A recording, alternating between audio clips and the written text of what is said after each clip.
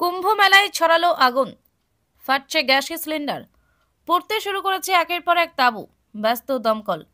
প্রয়াগরাজে কুম্ভ মেলার 19 নম্বর সেক্টরের একটি তাঁবুতে রবিবার দুপুরে আগুন ধরে যায়। নিমিষে সেই আগুন বড় আকার ধারণ করতে শুরু করে। আগুনে গ্রাসে চলে যায় আশেপাশের বেশ কিছু তাঁবুও। কি থেকে আগুন লাগলো সে বিষয়টি এখনো স্পষ্ট নয়। সংবাদ মাধ্যমের একাংশে জানানো হয়েছে তাঁবুগুলির ভিতর থেকে বিস্ফোরণের শব্দ পাওয়া গিয়েছে। অনুমান করা হচ্ছে তাঁবুর ভিতরে থাকা গ্যাসের সিলিন্ডারগুলি ফেটে বিস্ফোরণ হতে থাকতে পারে। আগুনের জেরে প্রায় 50টি তাঁবু ক্ষতিগ্রস্ত হয়েছে বলে প্রাথমিকভাবে জানা যাচ্ছে।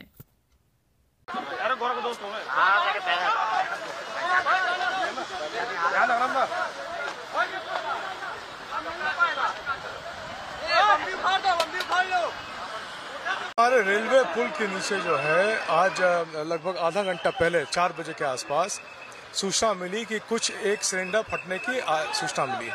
उस सूचना पे तत्कालिक हमारे जितने फायर सर्विसेज के लोग हैं वो तत्कालिक पहुंचे। तब तक जो है कुछ जो है हमारे हट्स में कॉटेजेस में आग लग चुकी थी। उसको रोका गया। अभी तक से कोई भी हताहत की सूचना नहीं मिली है।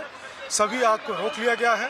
अभी जो है जहां जहां से गर्माहट थी फ्लाई में, जहां से धुआं निकल रहा था, उसको बुझाने का प्रयास किया जा रहा है।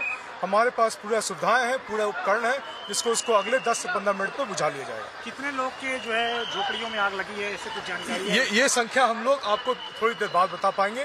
अभी के लिए इतना ही बता सकते हैं कि सभी लोग सुरक्षित हैं और पूरी तरह से आग को काबू पा लिया गया। 3-4 बार ब्लास्ट होने को मिला, क्या सिलेंडर ब्लास्ट थे वो?